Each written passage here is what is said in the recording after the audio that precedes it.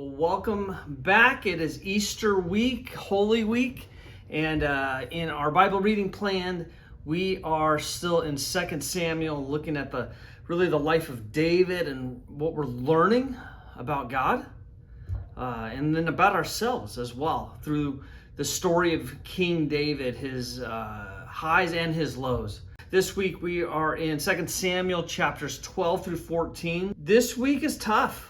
It's sad because it leads to the death of a baby. They're still calling Bathsheba Uriah's wife. It's like another reminder that this was not David's wife. This was not someone that he should have been sleeping with. She was a married woman. And what we see as the prophet Nathan lets David know, there are consequences to his actions, to his sins. There's a punishment. And God says it's going to be the death of this son that Bathsheba is going to have for you. He says, okay, he accepts God's punishment and he accepts the consequences of his actions and his sins. Chapter 13 then turns into really just a yucky story, a terrible, ugly story. David has another son named Amnon. And it's just this disgusting story of Amnon lusting after his half-sister, Tamar.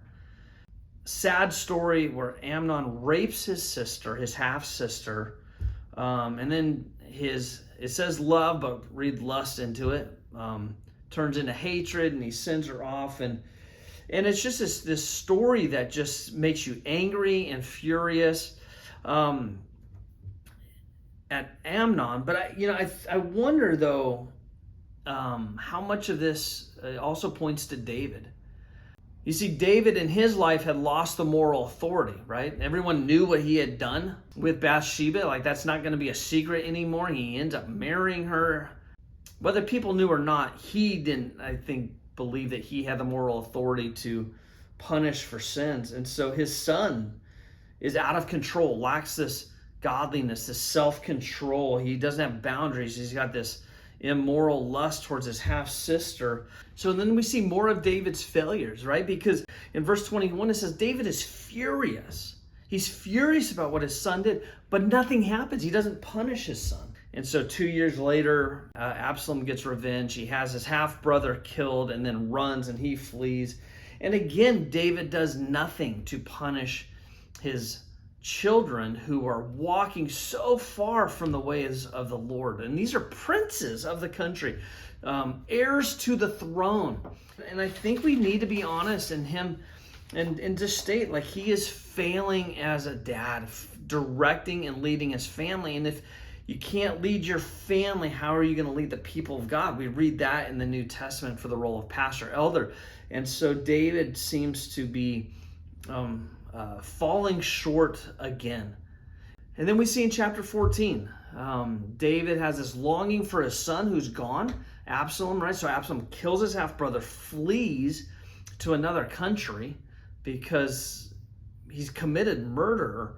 And so David ends up telling his commander Joab, go get Absalom, bring him back to the city, to the country, to the city of Jerusalem. He can live here. And yet it's weird because there's no real punishment. David shows mercy, but not complete mercy, because he's like, but he can't see me. And again, this is one of his sons and an heir to the throne.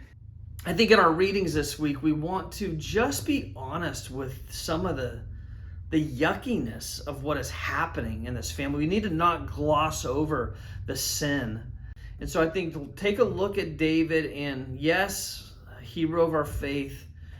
Yes, the Bathsheba and killing Uriah and all that is the low point. Look also like the consequences of his sin and him giving up that moral authority, that godliness plays out in his family over what starts to get close to being a decade. Enjoy the reading this week. Enjoy Holy Week. Spend some time on Good Friday just thanking God for the cross, our salvation in Christ, and then we will see you Sunday morning. Not at our regular place and time, but the Kissling Ranch at 10 a.m., and we will worship the Lord on Resurrection Sunday. See you then.